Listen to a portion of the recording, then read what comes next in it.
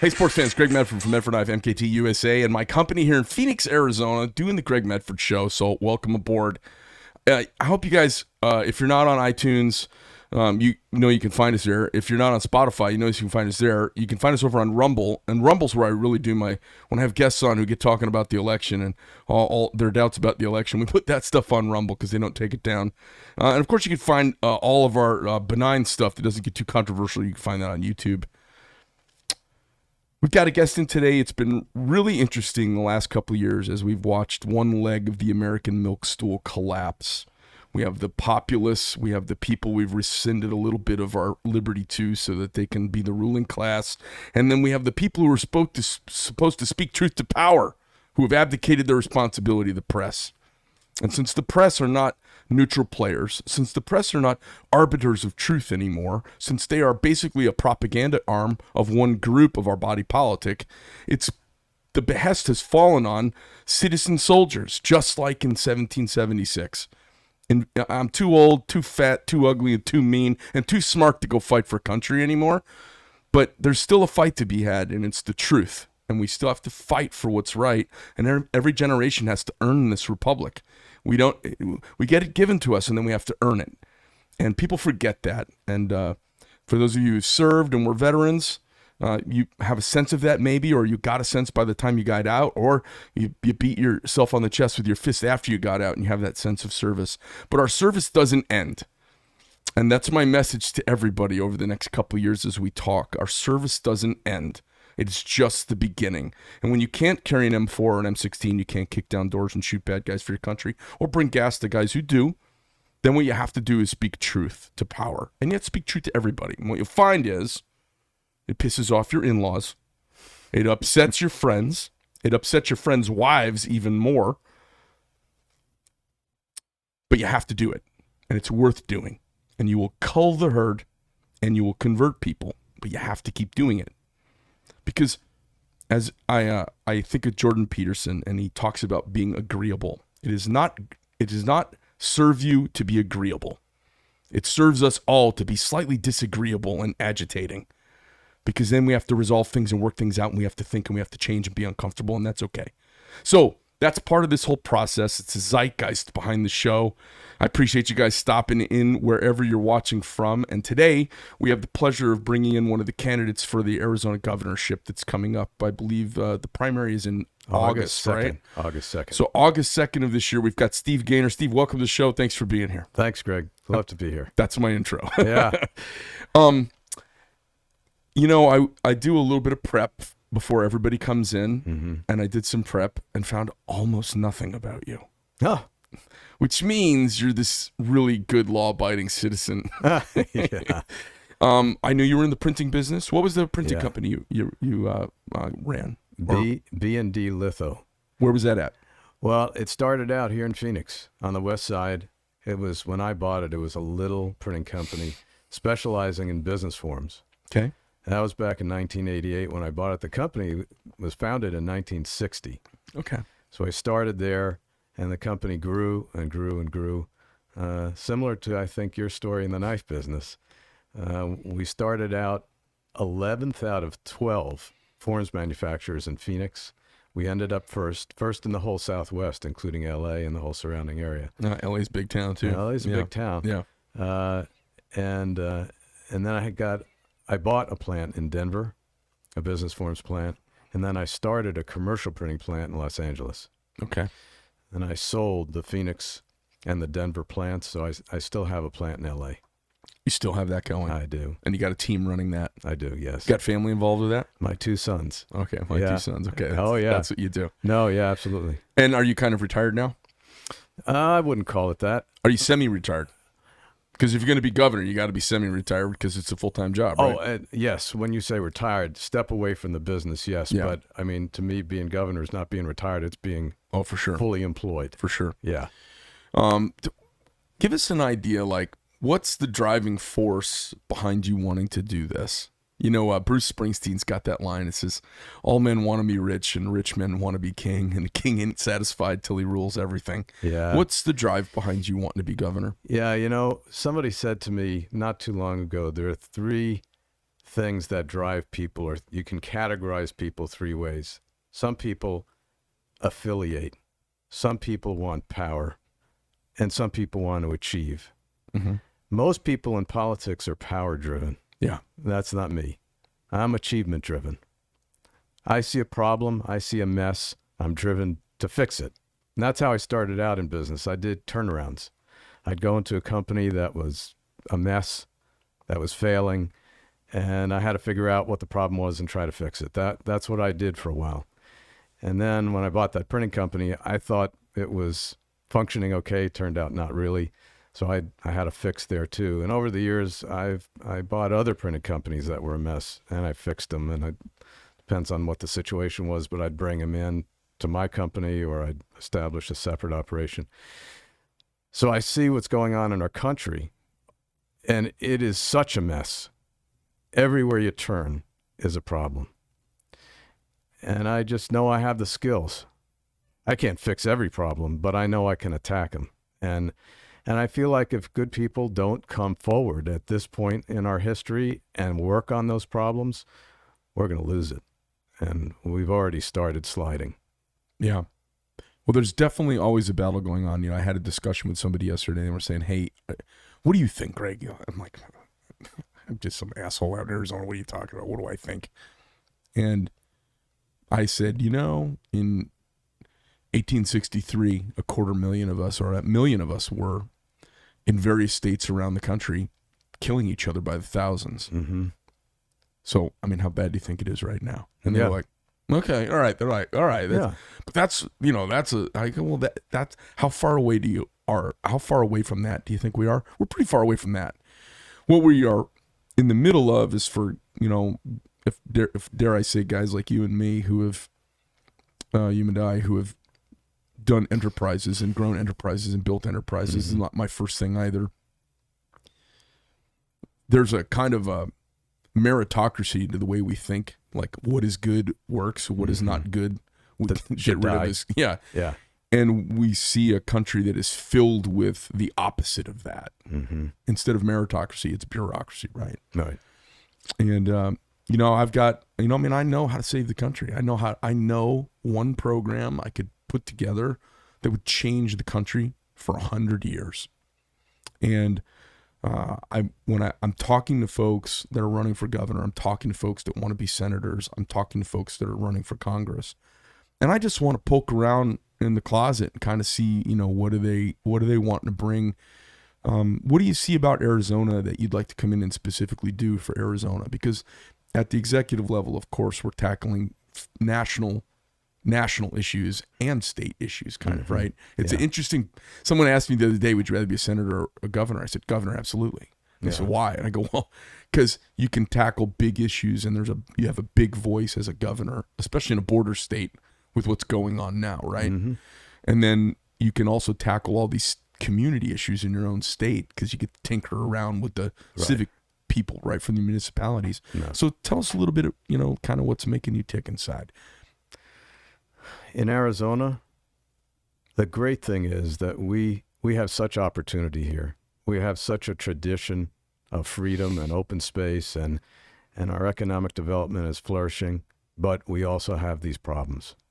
And if we don't tackle the problems, it's going to bite us. Identify a couple of them for me. Yeah, well, clearly what I call the near-term problems, let's start with the border. We all know. Sure. It's unbelievable. I visited, I saw what's going on, hundreds of people coming across a day. Mm-hmm. What I've said a couple of times, the Border Patrol is acting like Uber. Mm-hmm. These folks come across the border, and a lot of them, it's like they're on vacation. They're having a party there. Yeah. And then they wait for Border Patrol to come pick them up, take them to the airport, and they fly them wherever they're going.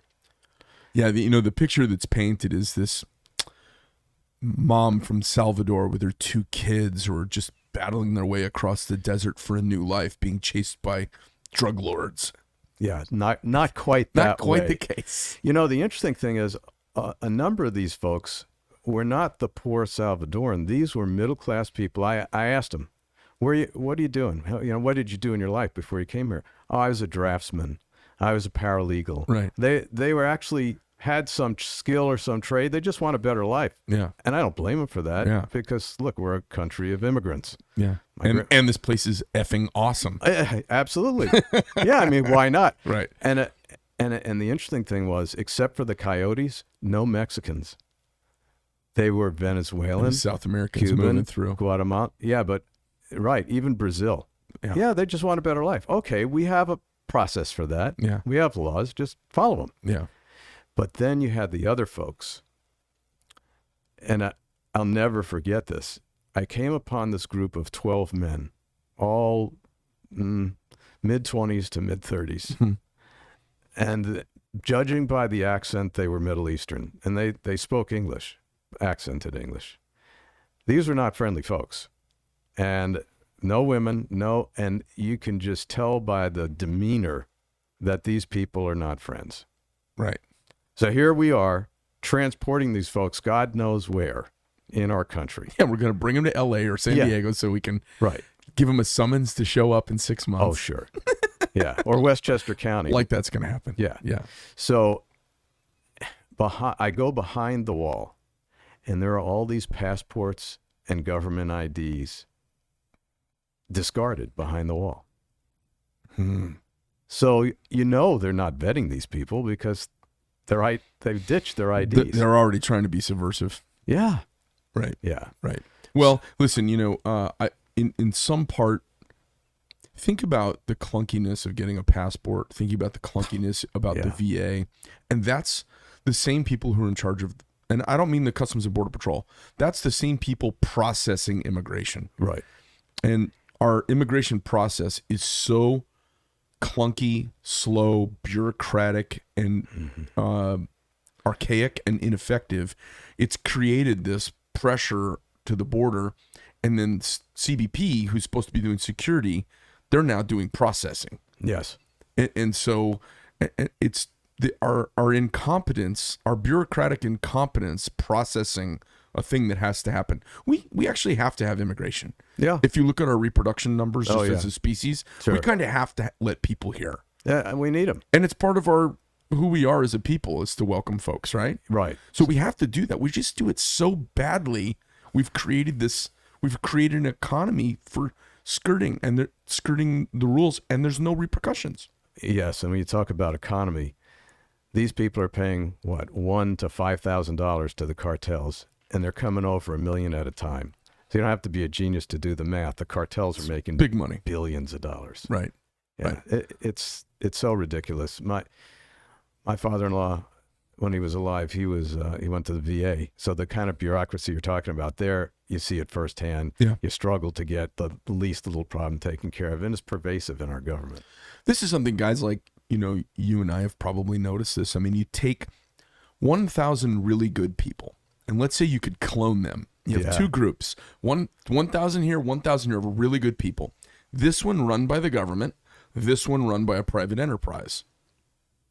Right. This one will turn to shit over time. This one will do something interesting. Absolutely. Almost always. Yeah. Right. That's why you want government to do as little as possible. Right. Right. So clearly the border is where we have kind of an intersectionality between local and national pressure and reality. Let's talk just about some Arizona stuff for a couple of minutes. Yeah. One thing that drives me here is education. I have 3 kids. They all grew up here, all went to school here. Where'd they go to school? It was a mix of public, private, charter, and home. Okay. We did them all. All right. Depending upon the kid and the need at the time. 2 of my kids went to Great Hearts. My 2 boys went to Brophy for high school. So it was all across the board. Yeah. But I learned through that process that it's not easy here. And you look at where our K-12 schools are ranked in the country, it's not good. Whether you believe the rankings or not, whether it's 47th or whatever it is, we're not competitive. Too many of our kids don't read well, don't do basic arithmetic well. And I'll tell you how I know. from personal experience. I operated that printing plant on the west side of Phoenix for about 20 years. Now, here's the scary part. When I started, people would come into our waiting room, and I was hiring every month because we were growing so quickly, and I would take someone at an entry-level position, and in 4 years, I'd make a pressman or a presswoman out of that person. And I'd take them from minimum wage all the way up to a living wage. And it was great. And we took people all the time. So we'd give them tests, basic arithmetic, Yeah. reading a ruler. What's their baseline? Yeah, right. Mechanical aptitude, because I figured if you can't read a ruler coming in, I don't want to make that investment in you. Right. So whatever the percentage was, it was a reasonable percentage of people who could actually read a ruler and do simple math. By the end of that 20-year period, hardly any of them could read a ruler, Yeah. could use a ruler to measure a line. That's scary. You know, Arizona's got a weird dynamic. We've got a quarter. We have a 1/4 of this metropolitan area that schooling's great. Mm-hmm. Right. And it probably hits, I'm going to say 32nd Street, north and south, and east. Mm-hmm. Right. Okay? Yeah. And then it goes down to, I'm going to say, Lincoln, and it goes up all the rest of the way. Mm-hmm. That area is very squared away. Very engaged parents, lots of literacy. I've been in those schools a bunch and interacted with them. When you step outside of what I just said right there, you have lots of people where English is their second language. That's all mixed right in. I think that there's no compensating for that. We have a challenging demographic here, that's for sure. It's challenging, but when you put kids that have English as a second language in a good school, they still achieve. Yeah, and they do. I was talking with somebody the other day, and we were just talking about the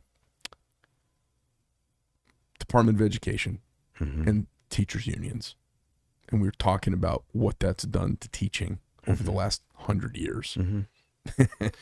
Yeah, but you know where it starts is having a monopoly. Right. You and I both know. Yeah. Anytime you have a monopoly, things go for crap. Right.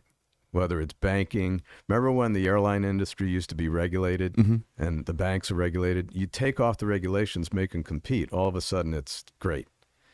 So to me, I think fundamentally the problem with education is that there's been a monopoly. And in Arizona, the good thing about education here is that we have a lot of charter schools. We have a tradition of that, right? But not enough. Right. Not enough, because the waiting list to get into those charter schools are by the thousands. A lot of kids will never make it into a good school. Right. And I'll tell you, because until I started doing this, I didn't have a lot of contact with some of the other communities, like the Hispanic community. Those parents are just as concerned. I have parents begging me, our neighborhood school is terrible. Both of us work. We don't have the ability to transport our kid to miles away to do this, but they know their kids are not getting good education. Right. And the problem is that the public school system is not adaptive or accountable enough to actually respond to the community. Right. So they are just one plan, one way. Like any monopoly. Yeah. We'll give you what we feel like giving you. Right. And if you don't like it, tough. Right. It's a post office. Right. Right. So what do we do? So obviously that's a concern of yours, and you have any kind of action plan put together? Yeah. My answer is make a free market in education, just like every other part of our country that works well. How do we do that? The way property taxes are currently set up to fund schooling, the teachers unions, and the kind of grip that they've got on everyone's consciousness. How do you do that? Right. So there's a short-term approach and then a longer term. The short term is right now charter schools aren't paid as much per student as public schools. There's a real gap, and that's part of the reason why charter schools struggle. They struggle with physical plant, because with the public schools, they get capital allocations for buildings. The charter schools don't. Increase what we pay to the charter schools. Make it so that private financing is workable for them. So they get to a position where if they're successful, they can attract private financing for plant, for buildings. And then the long term is, we have to start with a blank sheet of paper and look at school funding from the get-go. The system was designed a long time ago in a different era when Arizona was a different place. And school finance is a problem here. Some communities pass bond issues and the schools get more. Other places they're voted down because people don't trust them or they just think it's not a good use of money. And so you have some communities that are well-funded, and right next door you have a community that's not. Yeah. They start stealing teachers, and it's a mess. I've got this going on in Cave Creek because I live up in Cave Creek. And Cave Creek's got this beautiful multi-million dollar facility. It's a beautiful high school that you drive up to. Oh, this place must be doing well. And you look in the parking lot, and in the student parking lot, last time I counted, there were a couple of Porsches. And it is a well-heeled district, okay? And I see everybody lined up as we're all driving in. Every third truck's a Ford Raptor. If it's not a Ford Raptor, it's one of those. It's one of the Ram competitors. I forget what it's called. There'll be multiple Porsches driving through the parking lots. Mercedes. I mean, it is a well-heeled area, and the school's broke. Really? Yeah, and I think they went to do some bond initiative, and it got turned down because people don't trust the government borrowing money and doing stuff. Right. So right. I'm in the middle of, hey, why isn't there a French teacher who can teach this class so my daughter can get her international baccalaureate degree here? Why? And they don't have the money. Right. Right. And so now you have a failing monopoly. Yeah. Right. Right. So I say take the wraps off the free market and really have competition. Can that be done at the state level? Can we break through that, or is it so nationally entrenched there's nothing we can do? No, I think we can. We already have to a degree. 20% of all Arizona students go to K charters. to 12. Yeah, go to non-public. Yeah. So why not more? I've heard some of my competitors talking about taking on the teachers union. To me, that's when you're trying to get something done, you pick your battles because battles are time consuming. That's a lose-lose. Yeah, I don't see anyone that. No, I don't want to do that. I think the only way to go at the union is to make them irrelevant. Create a path for success. Focus on that. Right. Let the good schools flourish. They're going to attract customers. It's like any business, Yeah, right? right. So you see some of the charters doing this. Great Hearts, Basis. Yeah. They're very successful. Phenomenal. Right, but it's not one size fits all. You do have a problem in rural areas because you don't have enough students for a tremendous amount of competition. But I'll tell you something. My father-in-law grew up in Vermont, and he went to a one-room schoolhouse, K to 12. Yep. And he got a great education, better than a lot of kids do today. So there are creative answers. It's so funny you say that because you met Amy when you were coming through the building. Yeah. Obviously my partner in this whole thing. Uh-huh. Her dad went to a one-room schoolhouse in Iowa as a farm boy. Uh-huh. Fortune 500 CEO. Ended up out here because they lived next to the airport where they kept the Gulf Stream. Yeah. He same thing. A titan of industry. I think his last year in business, he said he had 35,000 employees and $1 billion in revenue. Okay, not bad. One room schoolhouse. Right. And so work, accountability, yes, and fundamentals. You have, and my father-in-law told me that he had a great teacher in that one room schoolhouse, and you have a great teacher. It makes an impact on your life. Yeah. But in those days, you didn't have the internet. You couldn't just look up any piece of information you wanted. Today, with the resources you have at your fingertips, plus put a great teacher in that schoolhouse, you get great results. I feel like, it's funny. I had a pretty hard-headed run at the principal of my daughter's high school, and they didn't want me to get to her. And I was like, hey, listen, you're not solving my problem. I'm done with you. When can I meet with her? Oh, yeah. Yes, meet with her, or I'm going to put a full-page ad in the paper. So, I'm like, you broke through. Oh, I got a meeting with her. She was really nice, completely ineffective. I could tell wasn't a leader, had zero accountability. I said, my daughter, if she's late to 7 days, she fails this semester automatically. Now that's strict, and I'm cool with it. I was like, yeah, I get it. It's a lot of cats to herd in every day and get them there by 8 o'clock or whatever, right? Sure. I said, that's pretty strict. I'm cool with that. Why is it a teacher can miss 30? Right. I said, what's good for the goose is good for the gander. Are you the boss around here or not? Who is in charge? No, but the answer is no. No, they're not. No, she's in charge of the paper. We had the same thing at Chaparral when my daughter was a student there. The administration is not in charge of the school. Right. They're just not. Right. The teachers run the school. So you have the same thing in Washington, D.C. You have a group of people who pretty much are insulated from accountability and being terminated. Yes. And, that's the ultimate accountability, right? As a business Absolutely. owner, I get terminated by customers all the time. Yeah. I say something they don't like, they terminate me. But there's accountability. If I do something, I see the numbers change, as I'm tracking.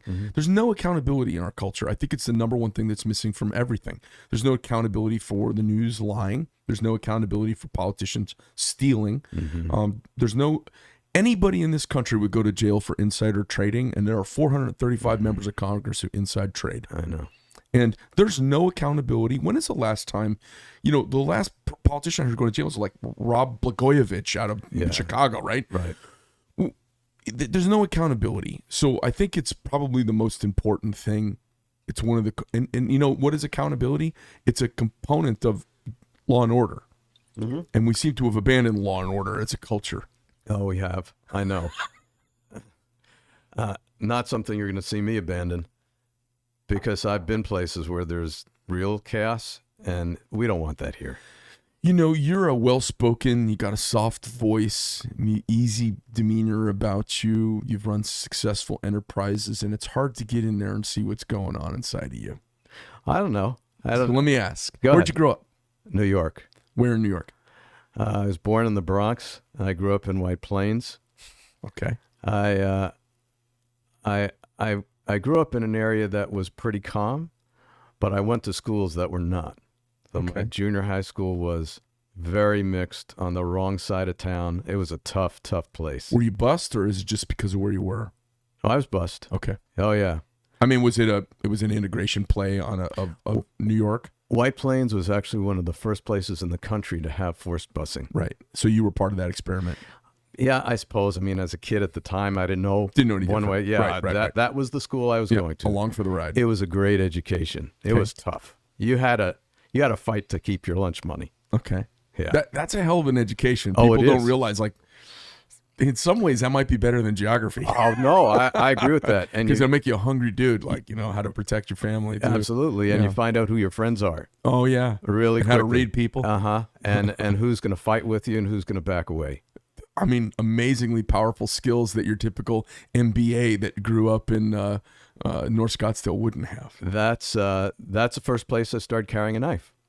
That's funny. Yeah, no, it was against the rules, carry a knife, and especially a switchblade, and that's when I started. Oh my God, that is so quintessential New York. So how long were you in New York for? When'd you leave? 18. When you were 18. Yeah, I went to Philadelphia, went to undergraduate there. Where'd you go to school? I went to Swarthmore. Oh, you did? Okay. Yeah, a small liberal arts school. You know Swarthmore? Uh-huh. Yeah, most people. I went to Gettysburg. Okay. Yeah. Yeah, so it's one of the Quaker schools. Yep. Not an entirely comfortable experience for me. I didn't realize how liberal it was, and I didn't realize how much of a fish out of water I'd be. So I ended up taking business courses at Wharton. There was an exchange program between Swarthmore and Penn. Okay. So you went to, all right, cool. Yeah, and so I ended up with a psych major. Actually, I was pre-med in college. I thought I was going to be a doctor. Me too. Did you? Yeah. Yeah. Then my sophomore year, I worked in a hospital for a while, and I was an operating room orderly, which was fascinating. Sure. Yeah, the first operation I saw was a cesarean section. Oh boy. And I'm looking, and I couldn't get a real good view. And the doctor said, "Is he going to faint?" And I said, No, I'm fine. I'm just trying to see what's going on. So anyway, what I learned through that experience was I didn't want to be a doctor. Sure. It was the fact that it was the same stuff over and over. Right. I liked orthopedics, but if all you're going to do is knees for the rest of your life, that wasn't. That's so funny. I liked orthopedics too. Yeah, it just wasn't for me. Yeah. I liked orthopedics because they had a toolbox. Oh yeah, You get to use drills. right. So, tell me about your parents. Yeah, they were first generation Americans. From where? On one side, my grandparents were from Russia. On the other side, my grandfather was Austria and my grandmother Hungary. My maternal grandfather was the person I was closest to in life. And where was he from? Austria. Okay. He was 16 It was World War I going on. Yeah. He decided to leave home. He was the second oldest. He walked across Europe in the dead of winter, went to Amsterdam, and got on a ship. And make a long story short, he ended up staying in Brazil for 5 years because he couldn't get into the U.S. Mm-hmm. Yeah. But he finally did. And he made a tremendous sacrifice to do what he did. That's the reason I was able to live the American dream, because he persisted. He ended up, he learned, he was so multilingual, German, Polish, crazy languages, and Portuguese. You know, it's funny you say that. My grandfather was born in 1902. Uh-huh. That's my mom, my maternal grandfather. He came here during World War I. He was 14 years old, came here by himself, came into Ellis Island. I just got a copy of the page he signed. Oh, yeah, I got the same from mine.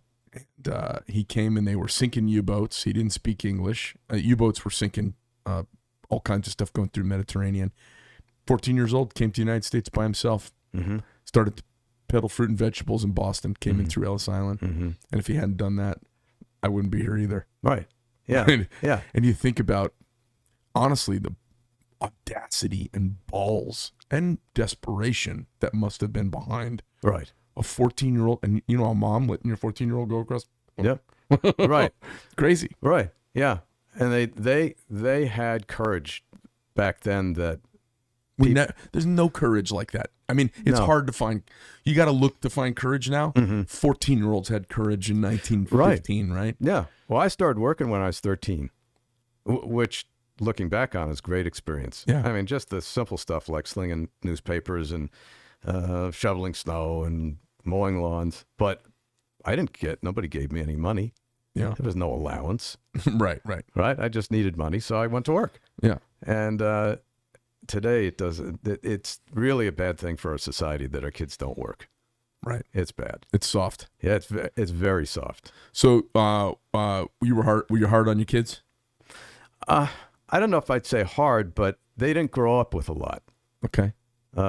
And for me, it was a struggle. So, you know, in business, if business does well, you get more successful, you get more money, and then you have to think about how are you going to live, and what's that going to do to your kids? Yeah. But my son, one of my sons, 28, he said to me the other day, "I'm really glad we didn't grow up with a lot, because it gave me a sense of perspective about what's important." There's something to be said about the human condition seems to be better when we're hungry. Right. And I mean hungry in every sense of the word almost, except maybe love. It's good to not be hungry for love. It's good to have love. But everything else, to be hungry, I think is really good. Yeah. Hungry for largesse.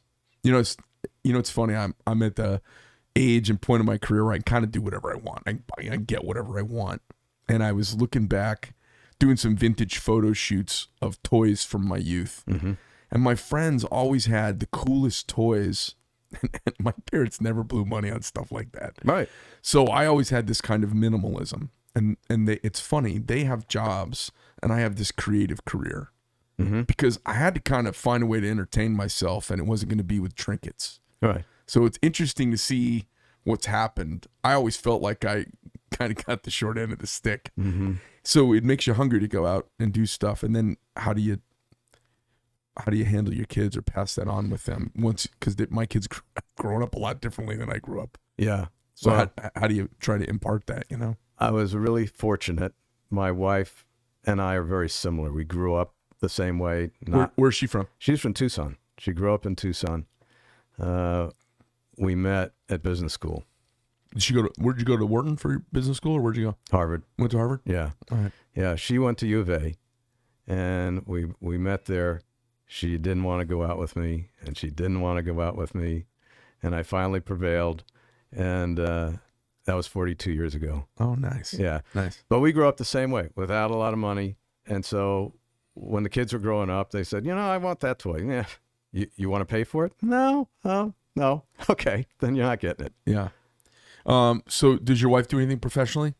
She's a CPA, and Okay. she's a Harvard MBA. Yeah. She handles the real estate side of what we do. And she is involved in the printing business. Okay. Yeah. All right. It's nice to have a second gun in the house, especially for serious stuff. She's a big gun. Oh yeah. Yeah. I bet. Yeah. We've been through a few scraps, and she's good at it. So you've got this. You see problems and you want to go in and fix them. Have you thought about? We're less than a year out now from the primary Mm-hmm. election. Shortly thereafter, do you have a team coming together of who you want to have around you? Do you have any folks that have some inner workings, or are you going to kind of tell me about your battle plan a little bit? Yeah, I have some people with me that I would bring in, but I would also want to do a national search for some of the folks that I'd want to bring in. So, for example, in education, there are people nationally that have done this before. And I don't know that I'll necessarily find everything I'd want in Arizona, but that's okay. So there's school finance issues. There are school district issues. Here's an example. The school districts in Arizona were established many, many, many years ago. I don't think they fit what we have today very well. Some of them are too large, some too small, economically not efficient. There's a lot of waste. I mean, I don't think anybody will disagree with that. Yeah. We're spending a lot of money on administration in school districts that could be better spent in the classroom. So it's going to be a mix. Folks I know here and folks that I want to source outside. And I have some ideas, but until you get in that position, you're not going to spend a lot of time on it. I think about this equation all the time, almost like it's a closed cell. You've got this money to accomplish this task, Mm-hmm. and it forces you to be creative, and it forces you to not just. The answer is always for them more money. Yes, it drives me crazy. And the problem is, like in my business, what I have found, the answer is it is rarely more money. More money is easy, but yes, but it's sloppy. If you can get it, it doesn't mean you've gotten more efficient. It doesn't mean you got better. It just means you've thrown some energy, and you're going to get some energy on the out. Is it going to be the same? And what I see with the public school system, national teachers unions, Department of Education is throw more money, outcome same or less, always. Mm-hmm. Right. And you don't have to guess. It's a track record. No, yeah. And so I look at it and I go, and the money that they have for infrastructure, the money that they have in their administration buildings in each district, is the problem money or is it accountability? And they would say, well, we're doing a great job. We're dedicated. Mm-hmm. It's money. Yeah, but it's never that. And I would look at it and go, there is so much money. It is accountability that's the problem. They can't fire. So I would give you an example. I was talking to this principal and I said, why don't we have another French teacher? And she said, well, no one's qualified. And I said, well, what if I bring you 3 native French speakers who can run off a syllabus and teach French? Mm-hmm. They said, well, they're not qualified. They're not board certified by the state.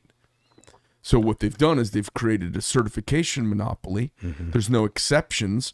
And right now we're in an employment reality paradigm that is different. And so there are no teachers who are qualified and certified. By their standards. By their standards. Right. If I said you have to have a paper signed by me and it's got to be in magenta. Right. Nobody's qualified. Of course. It's a secondary monopoly. Right. No, I know. But to your point about waste, when I ran for Secretary of State in 2018, the state was on the verge of buying like a $9 million piece of software to do voter registration and track voters and all this. Awesome. Yeah, it was. Just a beautiful use of money.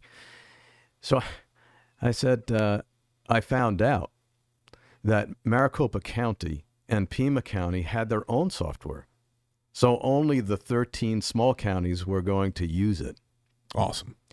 I said, look, why don't you get Maricopa County or Pima to license their software to the state, or the other way around, or everybody get on the same software? And Maricopa County has a staff of software engineers, and Pima does. It's such a waste. Horrible. Right. So why don't you make one piece of software, and then everybody can share it? Everybody's on the same page. It's easy. And you can bet if I had been Secretary of State, I never would have spent that $9 million. And the money got spent. Oh, sure it did. Right. And it was probably spent by Katie Hobbs. Yeah, it was. And it's part of what tallied the election in for the 2020 election, right? No. It's not used for tallying anything. The tallies get done at the county level. This is just for registration. This is just for voter. Okay. That's the voter rolls. Right. That's just, yeah. So, but I don't think Hobbs ever gave a second thought to not spending the money. Right. Because that's not the paradigm. It's only $9 million. Yeah. Well, in a state budget, it's drop in a bucket, right? That's the way they think because they've never earned $1 million. Right. Or invested $1 million. Right. Right. Right. But I look at that and say, what are we getting out of that $9 million? That's what we're getting? No way. Not doing it. Totally different animal. Right? Got to find a different way. Yeah. Do you go to church? Synagogue. You synagogue? Oh, you're Jewish. Mm-hmm. Fantastic. And your boys? Did you say you had a daughter as well? I do. 2 sons and a daughter. I do. And are they all practicing? Or I Uh-huh. don't know if you're comfortable talking about that, but I thought I'd ask. Yeah. Awesome. And Paradise Valley, you guys are active over there. I know I grew up in Paradise Valley, so a huge Jewish community there, obviously. Mm-hmm. And your wife, she was Jewish also? She converted. She converted. Mm-hmm. Oh, look at you. Yeah. Well, tell me about how the battle is going right now. It's starting to heat up, right? Right. How's it going for you? It's going fine, but I'll be honest. Carrie Lake is in the lead. If you look at the polls, she's in the lead, and the three of us are back. And she's in the lead for 2 reasons. She has name ID, face ID, and she was endorsed by Trump, President Trump. So that means something to the electorate. I don't think people have really looked closely at her, but I don't discount the fact that she has an advantage or 2. It's powerful. Yeah, it is. Because a guy like you or a guy like me comes rolling in, because, I've been approached to run for governor, and I've said, I got to spend $5-6 million to have anybody know my name. Right. That's right. That's to get started. Right. And she walks in, and she may not have the financial clout, but she's instantly got the name, which is worth millions of dollars. No question. It's a real estate play almost. Yeah. That's right. And so, excuse me. So what's your plan now? Is your war chest big enough to get you that name recognition to make a run at it? Yeah, I think so. But it's not just name ID. I mean, I think people have to take a closer look at her and her qualifications to do the job. Because if people are convinced, if they know her and President Trump endorsed her and they think she could do a good job, well, that kind of says it all right there. Frankly, I don't think so. She seems like a nice enough person. I don't know her personally, but just based on her background and experience, would I hire somebody who had her background and experience to be the head of state, to be the CEO of the state? No, I wouldn't. Because I've hired hundreds of people. I know you've hired a lot of people. So you look for experience. Right. And, and I was thinking about this yesterday because we have a hiring situation in my company. One of the hardest jumps to make is from a position that has functional competence, like a production manager, to a general manager. That's what, in my opinion, that's one of the toughest jumps to make, because to be a generalist, you have to have knowledge of so many different disciplines, have such breadth of knowledge, and also leadership issues that it's tough to find. Oh, yeah. So in business, it's tough to find. You're talking about an organization that has 32,000 employees, a budget of over $14 billion. That's not a simple task. Right. Right. Even we even get guys in like Doug Ducey who have clearly a business acumen and background, and I feel borderline incompetency in the position, because they don't understand the power of it. They don't have the courage or audacity to use it, and they're not willing to interact with the other branches of government that can enact so much change. Because leadership, the way our government's layered, is about cooperation. Yes. And it's about alliance building. And that's trying to find a place where it serves the most people, right? I mean, it's a piece of genius architecture. It is. If you think about it. Yes. People always say, "Well, I would do differently." I go, "Oh yeah, what would you do different? What would you do differently?" Yeah. I would do this. I would do that. Oh, okay. Well, here's what would happen. Boom, boom, boom, boom, boom. They go, "All right, maybe I wouldn't do that." I mean, it's a pretty amazing ecosystem that the founders just conjured up. It's amazing if you follow the discipline of it. What drives me crazy when you look at the federal level, at the way the legislative branch has given up its authority to the executive, Yeah. and the executive make a mess of it. That's really, to me, very problematic. Because they don't want accountability. No, because they that's don't right. want to raise their hand for real stuff. All they do is vote on naming roads and buildings, and total bullshit most of the time. Yeah. It's fascinating. So at least we had a court that would say, no, the executive can't use OSHA to make a vaccine mandate. Right. If not for the court, that's what we would have ended up with. It would be tyranny by OSHA. Right. So to me, one of the big issues in our whole society is if we could get a constitutional amendment to have a balanced budget at the federal level. Oh man, I've talked about that a million times. That to me is one of the keys to our longevity, because if we don't have something like that, we were talking about discipline on politicians. They've shown over a long period of time they cannot discipline themselves. Yeah. If we could have that thing, if there was one thing that I could change, if there's one thing I could do, it'd be that. Democrats and Republicans are completely uncoupled from fiscal reality right now. Mm-hmm. Both sides. Both sides. And so nobody's got any credibility, and nobody's proposing any change. No, they're not even focused on it. And yet it's like we have this looming axe hanging over our heads that nobody is even recognizing or paying any attention to. It's a nuclear bomb, and there's a bunch of people throwing baseballs at the button, and they just haven't hit the button yet. No. Because what happens, I talk to people all the time about if the U.S. dollar does not maintain its hold as the kind of global default currency, right, the reserve, it gives us sway for the right, for justice, for freedom. Yes. But not only that, our standard of living would go down in a heartbeat if the dollar was not the reserve currency. Yeah. And people don't realize that, and the Congress is not paying attention. Nobody's paying attention. The globalists want it. Oh, yeah. They want to crush the dollar. Oh, they yeah. want us all on cards and phones. Yeah, and so did you see the other day the Saudis are going to start taking Chinese yuan for oil? For oil. Yeah, what does that tell you? They're trying it out. They're trying it now. Yeah. I feel like, the big national issue obviously is education and border. That the governor of Arizona can have big press, add big pressure to, and get nationally. Yeah, nationally. No question. But you would hear me yelling about the budget. You would, because I'm looking at this from that position. Yeah. I'm responsible for my kids and everybody else's kids' future. And if we don't address that problem, if we have a $30 trillion debt and nobody's paying attention, it's going to sneak up on us, and it's going to make absolute havoc in our society. So, yes, I agree with you, education and border, but the fiscal health of our country is really important. And it's at risk right now. Okay. You're clearly not a firebrand. You've got some issues you want to jump onto that are absolutely critical. The border, education, fiscal responsibility. Law enforcement. Law enforcement. Absolutely. Yeah. We're tremendously understaffed. Phoenix, the police department, I think, is in crisis right now. Nobody's talking about it.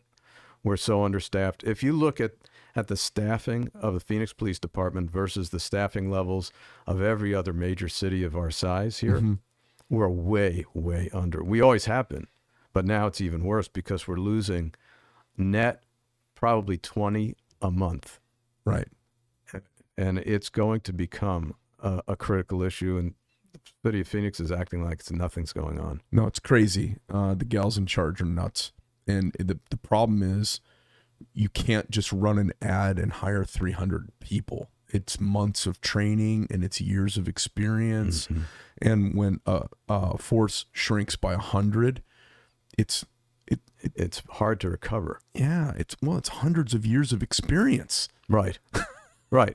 It might be right. 400 years of 500 years of experience. Right. When you lose 100 people, that's the other thing. Right. And you can't get that back. You know, I don't think the people in charge really understand that. You do, I do. You know, think about how long it takes to train somebody to do a skilled position.